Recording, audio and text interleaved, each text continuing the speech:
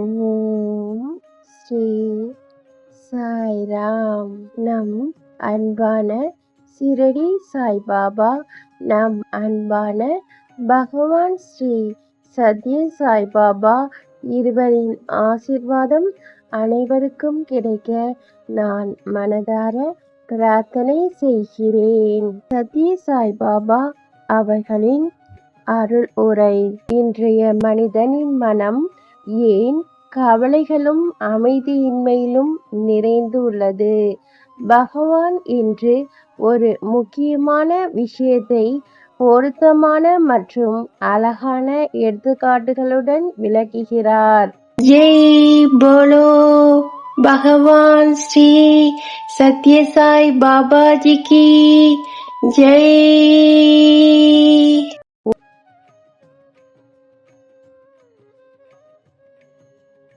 ஒரு அறையில் ஒரு மேஜையில் ஒரு மல்லிகைப்பூ வைக்கப்பட்டுள்ளது. மூலிகை மலர் அளவில் சிறியது, ஆனால் நுட்பமானது. அதன் மனம் அறை முழுவதும் பரவி உள்ளது. அதுபோல்தான் நீரில் இருந்து உருவாகும் நீராவி அது உற்பத்தி செய்யப்படும் நீரின் அளவை விட மிக பெரிய இடத்தை ஆக்கிரமித்து உள்ளது. மனிதனின் மனம் அதன் தீவிர நுணுக்கத்தின் காரணமாக மகத்தான விரிவாக்கத்துக்கு திறன் கொண்டது. புலன்கள் காரணமாக மனம் பல்வேறு பொருள்கள் மற்றும் நபர்களின் மீது ஈர்ப்பை கொண்டுள்ளது.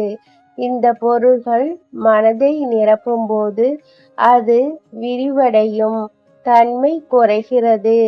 இந்த பொருள்கள் இருந்து ஈர்ப்பு குறையும் போதுதான் மனம் விரிவாக்கத்தை அடைய முடியும். இன்று மனிதன் கவலைகளால் நிரம்பியிருப்பதால் மன அமைதி இல்லை என்றால் அவனது மனம் எண்ணற்ற ஆசைகளால் நிரம்பி இருப்பதும் காரணம். மனிதனின் மனநிலைக்கு உலகை குறை கூற முடியாது. மனிதனின் பிணைப்புக்கு குடும்ப வாழ்க்கை பொறுப்பாக முடியாது.